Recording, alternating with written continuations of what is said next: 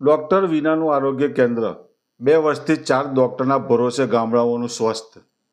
એક તરફ સરકાર ગામડાઓના ગરીબોની આરોગ્યની ચિંતા કરીને પ્રાથમિક આરોગ્ય કેન્દ્રોને અપગ્રેડ કરી રહી છે, સુવિધાઓનો ઢગલો કરી રહી છે, પણ બીજી તરફ આ કેન્દ્રોની હકીકત આંખો ખોલી નાખે તેવી છે।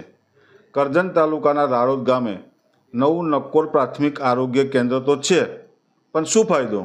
છેલ્લા 2 વર્ષથી અહીં સ્થાયી ડૉક્ટરનો અતોપતો નથી। આ કેન્દ્ર 4 ડૉક્ટરના ભરોસે ચાલે છે, જેના કારણે દર્દીઓને હાડમારીનો સામનો કરવો પડે છે। 20-25 ગામોની આશા એવું આ કેન્દ્ર સુવિધાઓથી સજ્જ છે, પણ પરમેનન્ટ ડૉક્ટર અને સ્ટાફ નર્સની ગેરહાજરીએ લોકોને હેરાન પરેશાન કરી દે છે। રાત્રે કોઈ ઇમરજન્સી આવે તો આરોગ્ય કેન્દ્ર હોવા છતાં ગ્રામજનોને શહેરો તરફ દોડવું પડે છે। આ કેવી વિટંબના!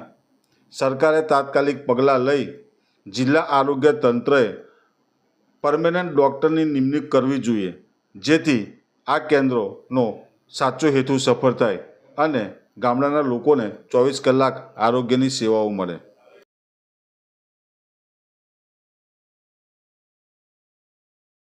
તાલુકાના રાળોદ ગામ ખાતે પ્રાથમિક આરોગ્ય કેન્દ્ર આવેલું છું, પરંતુ છેલ્લા 2 વર્ષથી મેડિકલ ઓફિસરની જગ્યાના ખાલી હોવાના કારણે, મેડિકલ ઓફિસરની ગેરહાજરીના કારણે અહીંના સ્થાનિક લોકો પારાવાર મુશ્કેલીનો સામનો કરી રહ્યા છે। રાળોદ જે પ્રાથમિક આરોગ્ય કેન્દ્ર આવેલું છે તેમાં લગભગ 29 ગામનો સમાવેશ થાય છે।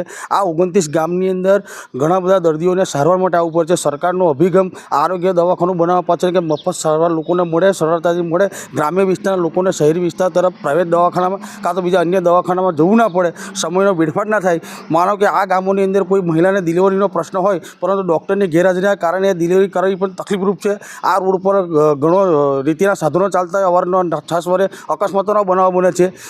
ડૉક્ટરની ગેરહાજરીના કારણે દર્દીઓ દવાખાનાની સારવારનો લાભ લઈ શકતા નહીં। કેટલાક નર્સનો પણ અછત છે દવાખાનાના કારણે।